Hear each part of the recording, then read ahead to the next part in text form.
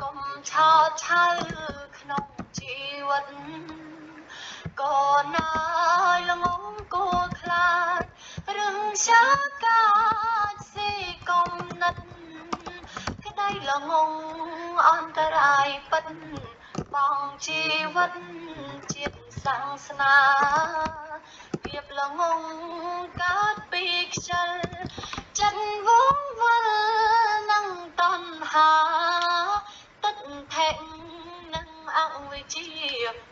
នាំពីលាចាក់ក្តីត្រូវខ្ជិលមួយព្រោះសប្បាយចិត្តនឿយណាយការរៀងជ្រៅលំបាំងស្ដីប្រដៅរៀនសូត្រហើយស្ពឹកទំរុនខ្ជិលពីព្រោះសំអាងខ្លួនសំណាងមានទ្រព្យធនមិនរៀនលេខនឹកពុនការស្រាលធ្ងន់ខ្លាចថោកថ្លៃកូនអើយចេញពីរៀនឃើញគេមានព្រោះគេឆ្នៃគេរកមិនដាំដៃប្រឹងយំថ្ងៃទៅមានបានខ្ជិលបីព្រោះក្តីក្រស្រូវអង្គនឹងឆ្នាំងចានមានប្រាក់វីឡាឡានមានប៉ុន្មានបំផ្លាញអស់ក្រចិត្តក្រមាយាក្រក្តីឃ្លាតចាំងសពបរោះរលាយស្អុយគេឈ្មោះរងបាបគ្រូព្រមអំពើខ្ជិលបួនឃើញខ្លួនក្មេងដើរសើចលេងល្បែងល្ងាល្ងើមិនណាគិតប្រឹងរៀនធ្វើសំអាងលើតែពុកម្ដាយនៅពេលគ្រាខ្លួនចាស់តើខំណាស់កើតចិត្តស្ដាយបើអញប្រឹងពីឆ្ងាយម្លែងរូបកាយកើតទូទីខ្ជិលប្រចាំណាស់មិនរវាមើលទ្រពជាអង្គបងប្អូនវិញមាមិនស្ទុះស្ទាក្រងរាំងសាពេលមានប្តីប្រពន្ធដែលតំរន់មិនអ៊ុងសាប្រចាំសពកិច្ចការតោះហឹង្សាប្រពន្ធប្តី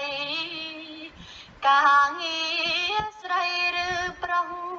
ក៏ធ្វើចង់មិនថោកអីប្រចាំគ្នារាល់ថ្ងៃតើបានអីវិលមកវិញខ្ជិល6មិនព្រួយក្រែងដែលចង់ខាញអង្គព្រឹកមិញលុះដល់ទុកតមកនេះតើប្រលេញរលឹកប្រឹងគ្រាក្រមិនស្ទង់ស្ទាមិនពងពេគ្មានពុំនឹង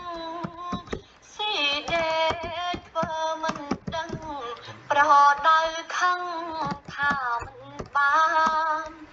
កូនអើយខ្ជិលនឹងល្ងងតែងសេរូរួងរត់ប្រានបំផ្លាញសពទីឋានមិនសុខសាន្តក្នុងជីវិត